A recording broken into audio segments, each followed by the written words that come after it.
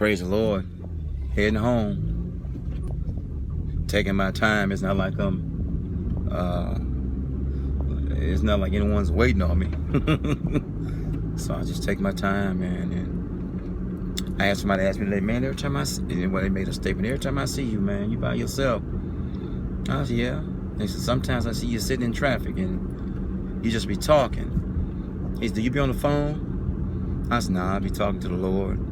He said, what you be talking to him about? And I said, whatever he allows me to talk to him about, or whatever he wants to talk about, whatever comes up, or whatever's in my mind that needs to come out, not on my mind. Anything that's on your mind, you can just, you know, like your hat is on the couch, you can take your hat and just pick it up off the couch if your shoes are on the floor. But when something is on the inside, it takes a supernatural act or surgery of God to remove it.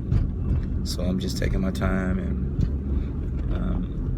heading home and just praying for our Father to get me there safely, and that I don't hurt or injure no one with my driving. And I drive not according to others, but I drive with a mindset on not injuring anyone. And that's what I want to talk about, how a lot of us are set on not injuring someone on purpose. But a lot of people will hurt you on purpose, have the same antics and behavior for every man they have ever dealt with. They're giving them the same conduct, the same antics, the same behavior, the same speech.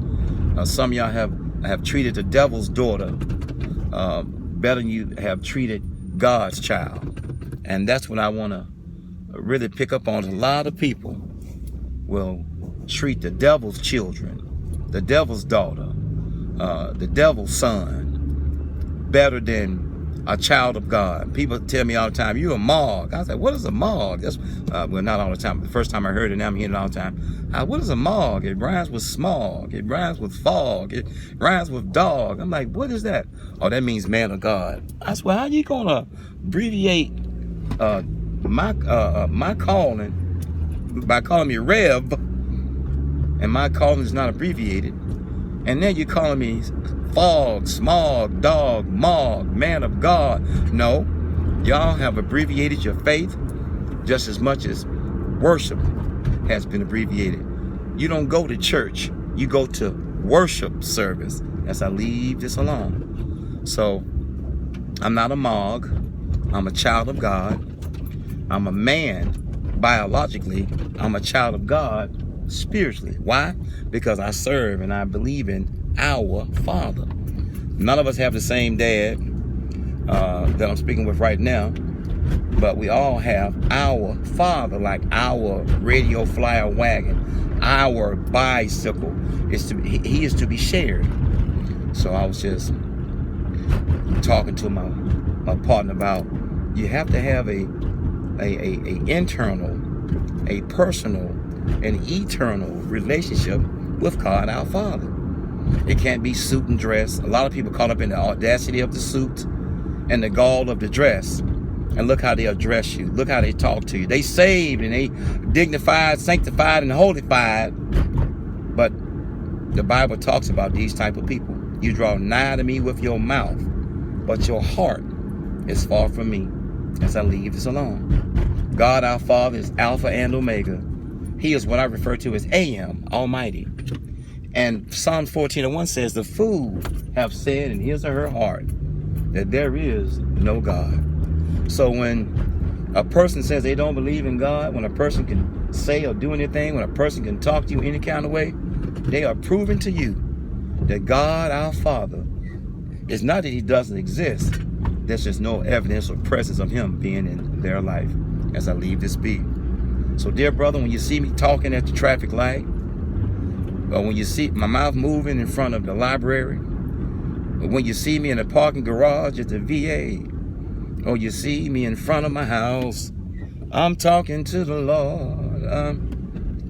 They say it's okay to talk to yourself as long as you don't answer in another voice. Help me, Lord. You have to have a personal relationship with the Lord. It cannot be lip service, and that's all you're offering.